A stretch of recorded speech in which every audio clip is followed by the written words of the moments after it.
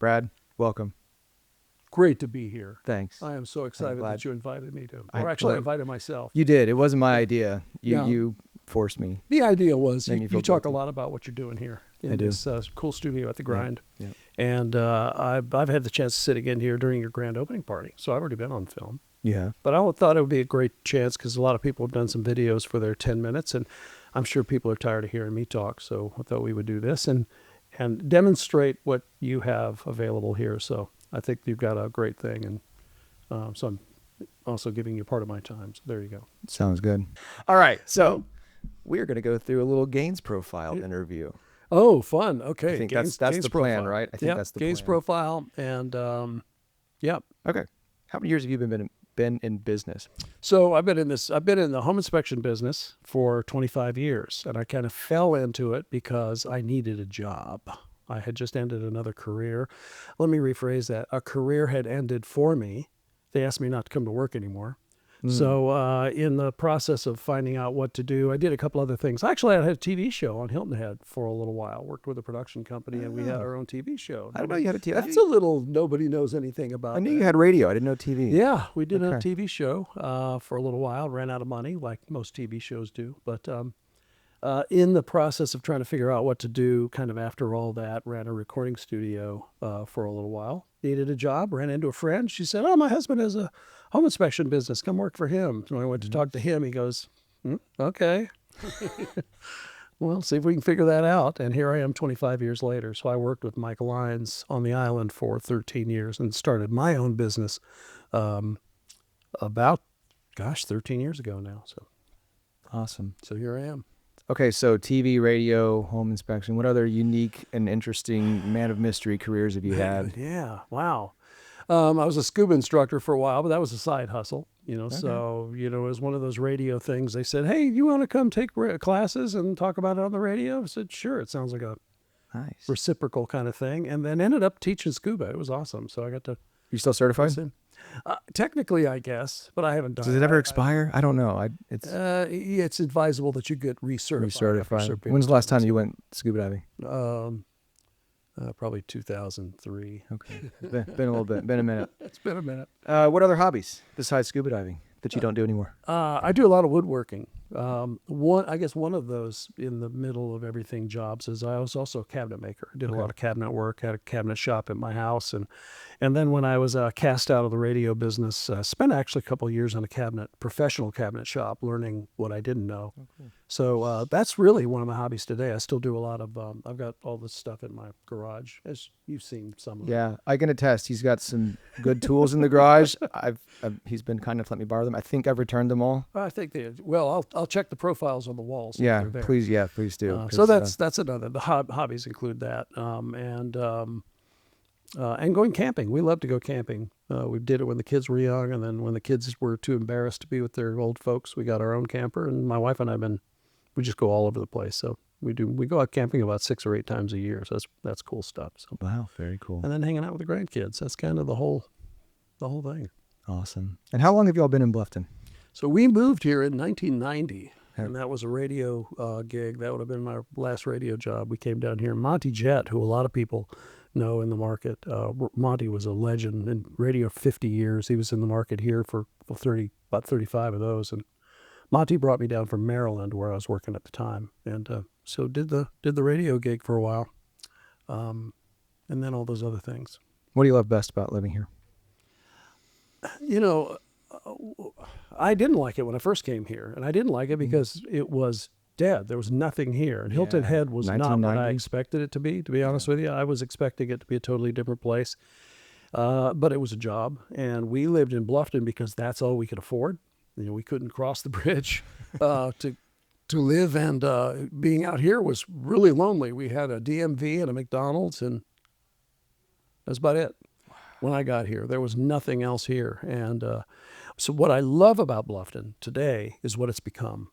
In the neighborhood where we live now, it just kind of puts us in the middle of everything. And it's just, when people lament what Bluffton has become, I have exactly the opposite opinion.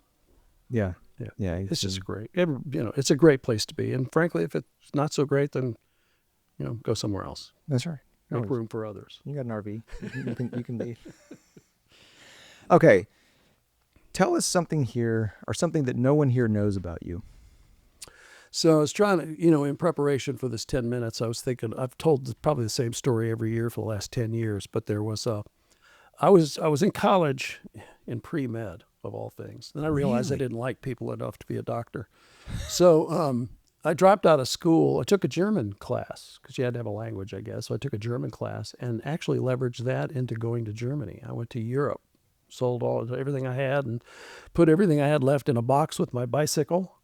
And I went to Germany. I went to Europe for 2 months and traveled around the countryside. Went to France and Switzerland and spent Oktoberfest in 1981 with Miss Venezuela, who's kind of cool. Any other stories there? Yeah, no, we're going to leave it at that. Okay. All right. She just happened to be there. She wasn't with me, but we were drinking at the same table. So that's one of my claims to fame. Did she speak German? She spoke English, which was beneficial. Yeah. Do you still speak any German? Do you remember any German? I do not. I did, but I do not. Okay. And you tend to speak German very well when you've been imbibing. Yeah. Yeah. I can see that. That's fun. All right. Toss. Okay. Rapid fire here. Goals. Goals. No, my goals have shifted. When I was building a business, my goals were to build a business that had a certain look to it, and we accomplished that about the time COVID hit. Had the right team, had 6 guys working at one time, and my daughter running the business, and that was my goal, was to get there. And then it didn't last because the real estate market wouldn't accommodate it for any period of time after that. It's a terrible real estate market for a number of years. Mm-hmm. So my goal right now is to enjoy this life. It's at a great pace right now. Is to enjoy this life as it allows me to, and then sometime in the next 5 years or so, find somebody who wants to do this in my name. So very cool. That's my goal. My goal is to build it towards something that will bless somebody else. Awesome. Love that. Top accomplishments in your business. I write that my top accomplishment was to stay in business in 2 significant events. 2008, during the big economic crash. I mean, nobody survived that, but I was in a business where there were a lot of foreclosures and banks needed work. So that kind of kept me alive. I hate to feel like a bottom feeder, but it is what it is.